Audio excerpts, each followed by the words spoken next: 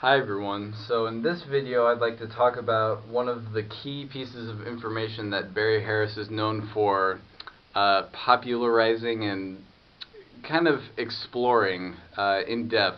I don't think he really discovered this, but he's the person that has really emphasized it to players of harmonic instruments like the piano and the guitar and vibraphone in order to get more into this concept of playing movements, because the way he explains things is that the keyboard is absolutely a horizontal instrument. You know, music should be so much more than just playing a chord into another chord.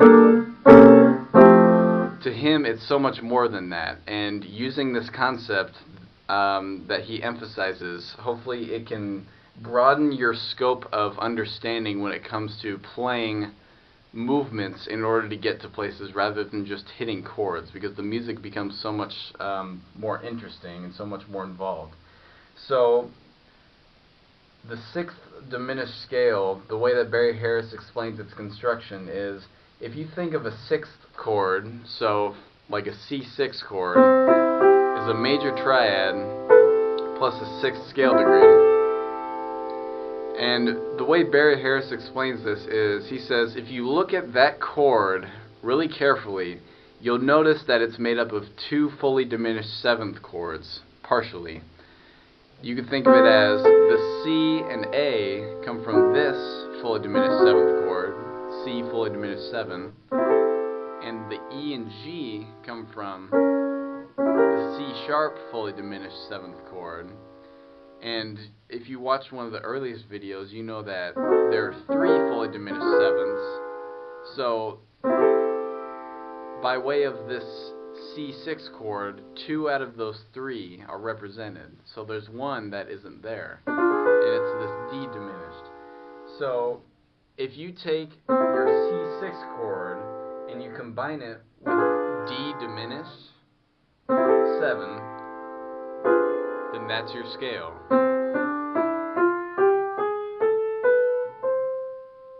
And all that is just a major scale, but it has that half step in between 6 and 5. Now, if you watched one of the previous videos about extra note rules, you might recognize that as, oh, that's just an extra note rule for major chords. Some of you might recognize that as, oh, that's just what David Baker calls a bebop scale. Sure, whatever way you want to think of it, you know, fine. But this is the way that Barry Harris explains it.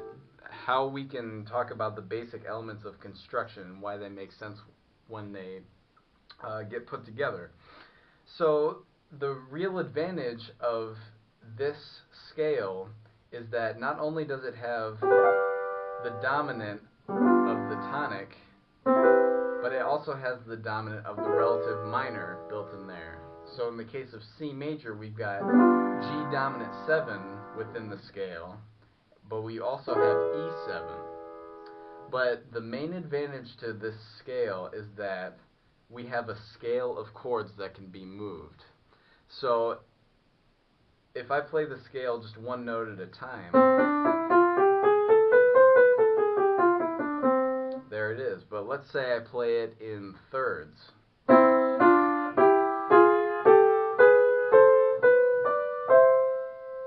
I've got a scale of thirds. What if I play it in triads?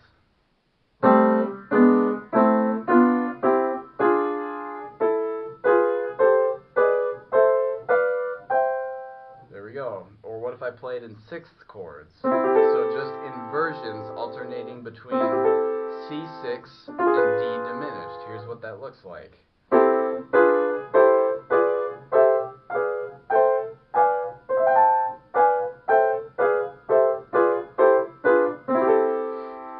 So now we have a scale of chords that we can use to move between one chord to another chord. So just to reiterate this, to be very clear, music is so much more than just one chord into another, just chord, chord, chord. Music is movement, according to Barry. He talks about how playing an instrument like the piano or the guitar or any harmonic instrument that can outline chord changes is meant to be all these things intertwined together. So if we take the 6th Diminished Scale, Barry advocates practicing it in as many different ways as you can. So let me show you some examples of that.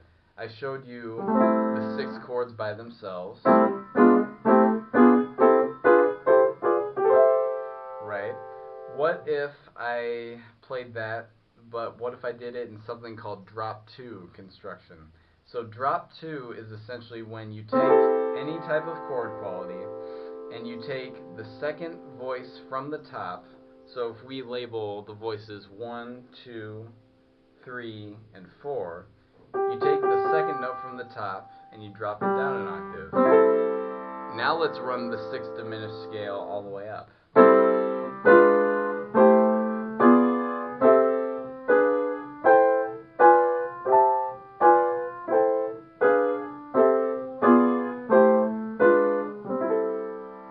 And there you go. You've got a scale of chords that can help you move from one place to another.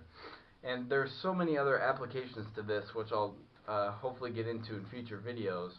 But why is it useful to know this scale? The main reason is because a 6th chord directly correlates to most chord qualities that we deal with in jazz. So if you watched the last video, you heard me say that C6, for example, is the exact same as A minor 7, right? It's the exact same 4 notes.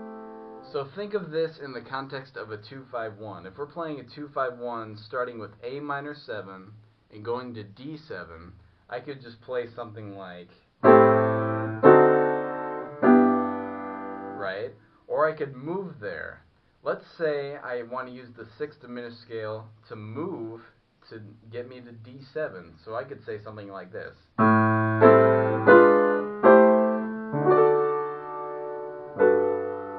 Or I could say,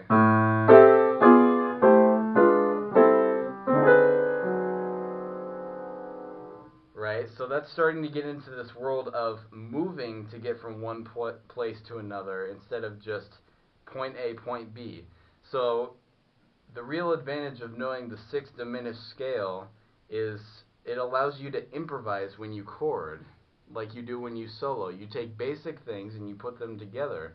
Well, in terms of chording and accompanying, if you know about the scale of chords, if you know about this, then you can achieve complete freedom within structure. You know, anything you can come up with to get you from one place to another is valid because you have a system to do it.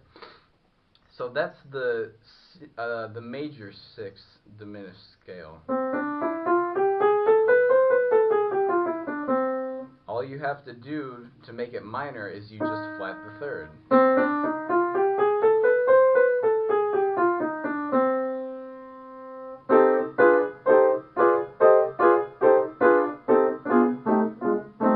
So why is it useful to know it in minor? Well, here's the thing. If I take C minor 6, that's the exact same as A half diminished, right? The same 4 notes. So let's say it's a minor 2-5, A minor 7 flat 5 into D7. Really what that is from a chording perspective is C minor 6 diminished going into D7.